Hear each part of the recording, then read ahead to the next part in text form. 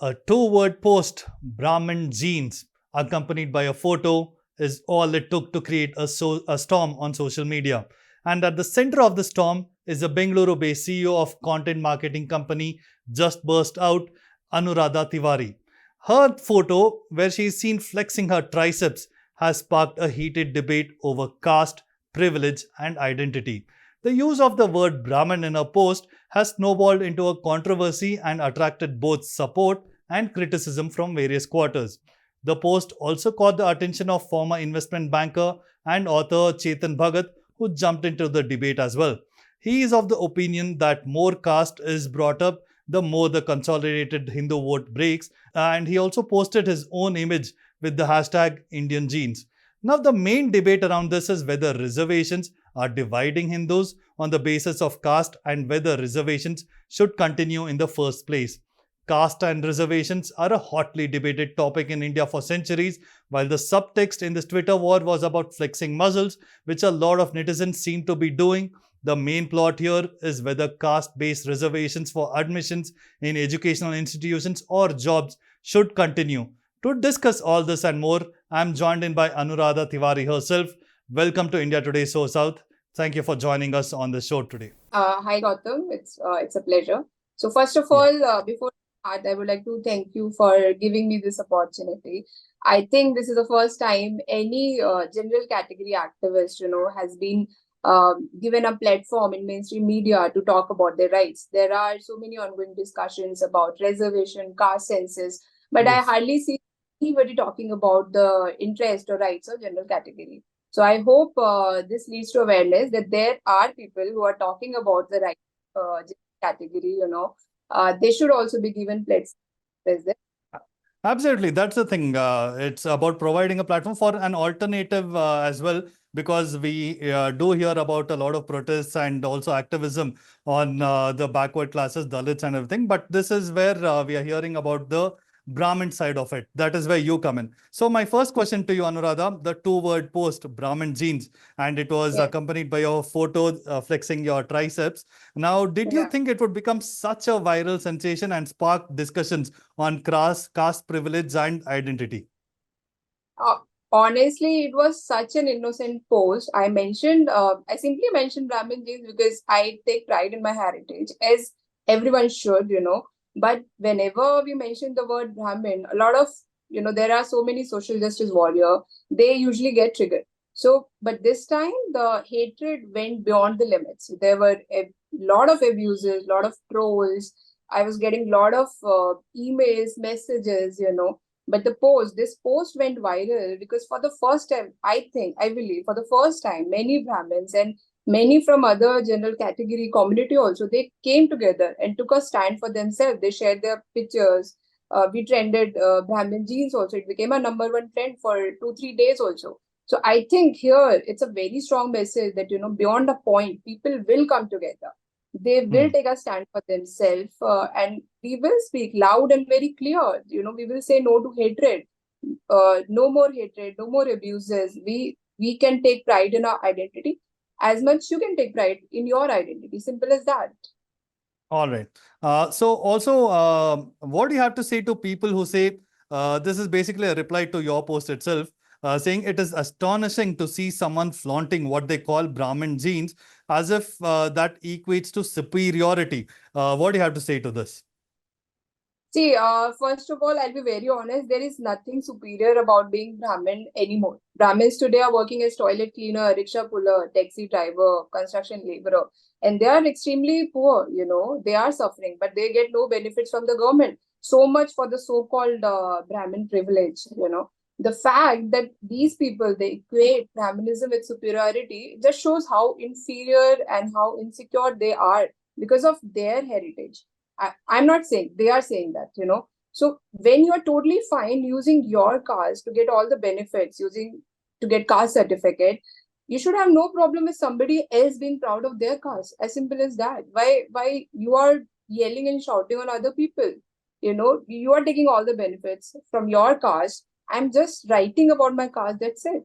So why you're getting all triggered? Hmm. Yeah, and also coming to my next question here, because you also spoke about this hatred towards Brahmins, why do you feel there is this hatred against the Brahmin community in the current context? See, for this, I think you must have heard this saying, to kill a snake, cut its head off. Similarly, to kill Hindu religion, destroy all Brahmins. During British time, and I'll just quote Saint Francis Xavier also. In his letter, he mentioned, if not for Brahmins, I would have converted all Hindus to Christianity. In all my time, in India, like he said that, I converted only one Brahmin. That's it. Mm.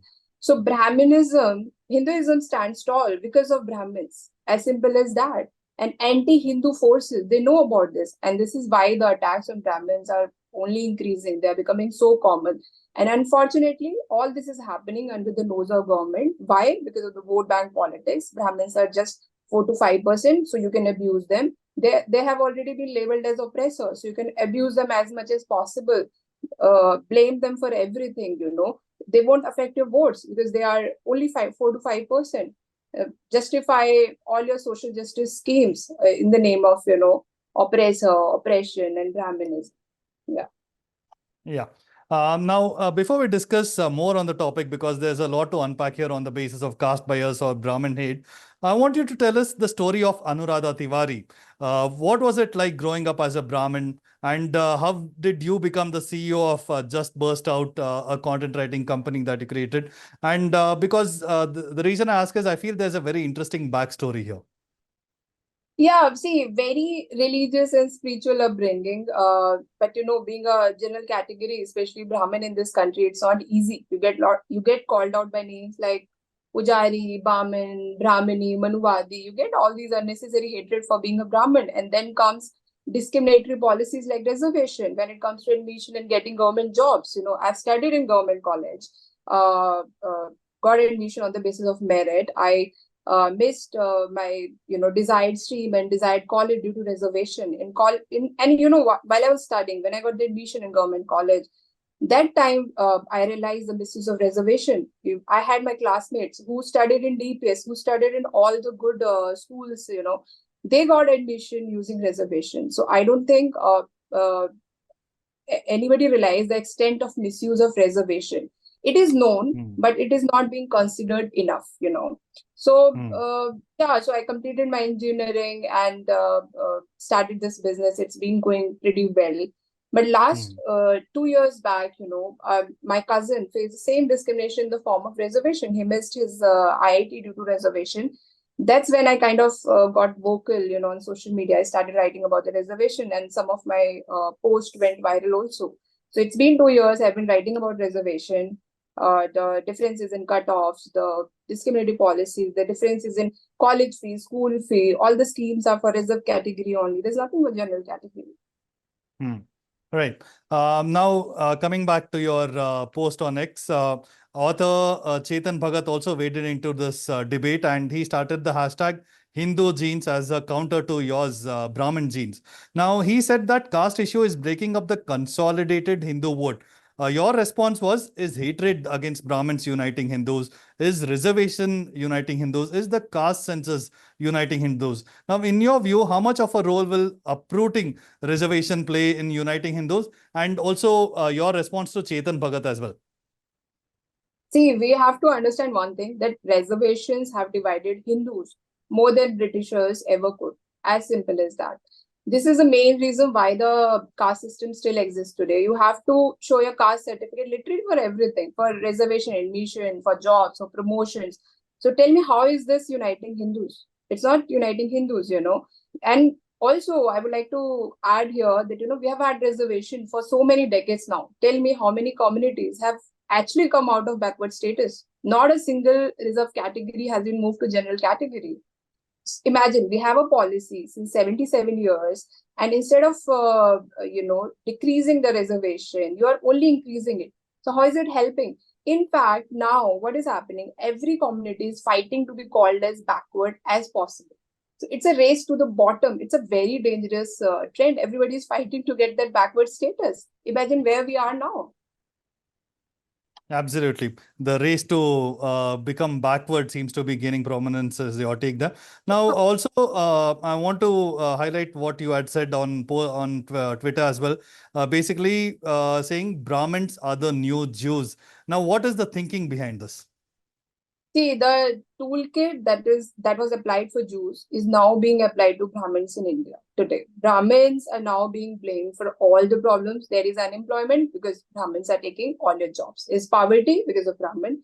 There's social injustice because of Brahmin. So I think we all know this is exactly how it started with Jews also. But the limit is crossed, when there are politicians giving genocidal calls for Brahmin community on camera and there are no actions against them. They are not even being arrested. There are slogans like Manuvad se Azadi, Brahmanvad se Azadi in elite colleges like GNU, and there are no actions. Unfortunately, no politician is talking about this, no party is talking about this.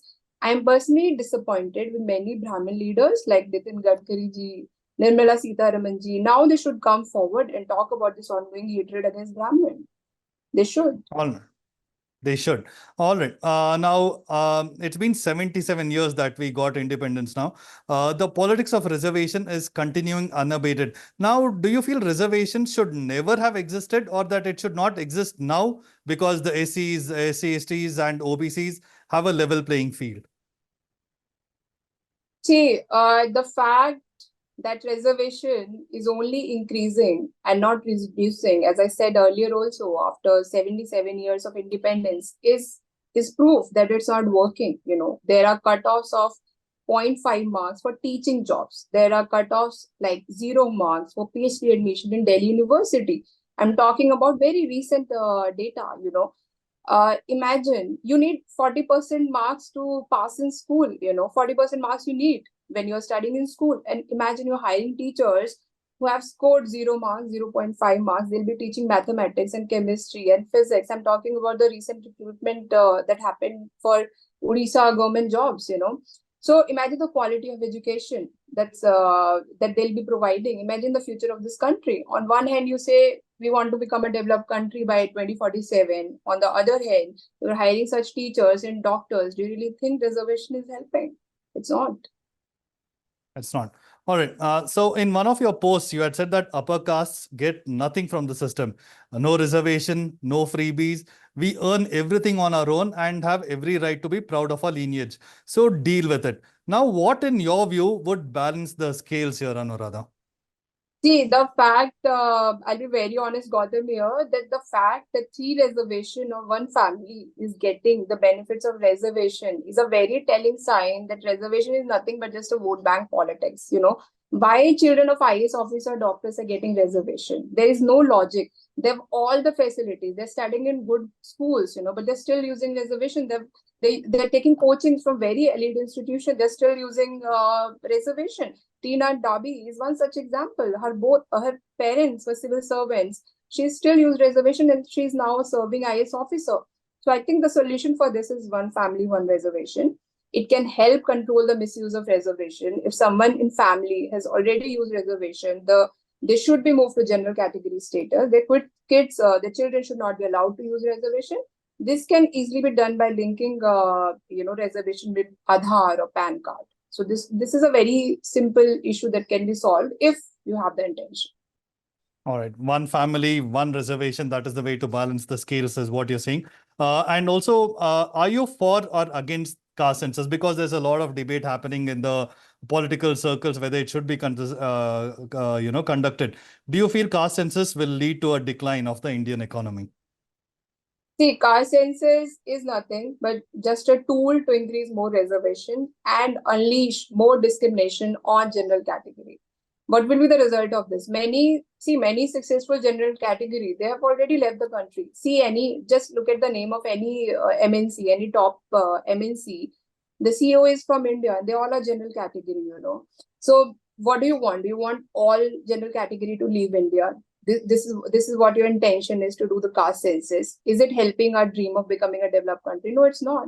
On one hand, you're talking about Hindu unity. On the other hand, there are demands of caste census. It doesn't make any sense. I mean, what do you need data? Why do you need data on caste? Any Hindu who needs help should be given help, irrespective of the caste. There should be no discrimination within Hindus, as simple as that. All right. And I'd just like to collect your final thoughts now, Anuradha, to understand where do you feel India is heading and where should it be heading in your point of view? And in terms of caste bias and reservations, how do we put an end to this? And you're basically saying that there's a lot of hatred against Brahminism. So what is your message to people who are propagating such messages? See, as I said earlier, it's a race to the bottom. It's a very dangerous trend now, so, but the ongoing hatred against Brahman has now reached at the very top. It's beyond the limit now. But awareness is there now. As we see, as we just saw the Brahmin genes trend, people are realizing that this hatred is unnecessary. They are being made scapegoat. They are just a punching bag for politicians. So we will now speak for our rights, of course. And to all the people who came out in support of this movement, we need to stand stronger and make our voices heard. This is a high time to be united and speak against the injustice and hatred that's going on, either because of the politics or because of the general notion that people have against Brahman. This is the only way we can be heard by the political system, which is only keen on dividing us further. All right. So thank you so much, Anuradha, for sharing your time with us and speaking out on your point of view on why there is Brahmin hate in India and how this can be rectified. Thank you so much for your time and keep watching India Today SoSouth. Thank you, Gautam. Thank you so much for giving me this opportunity. Thank you. As I conclude this, I just want to read out a portion of the Vishnu Purana, an ancient Hindu text. The English translation goes like this. The name of the country is Bharatvarsh, which is north of the sea and south of the Himalayas, and the people living in it are called Bharati. We don't find any mention of divisions and conflicts in our ancient texts. The speciality and beauty of India is its diversity. Thank you for watching India Today SoSouth.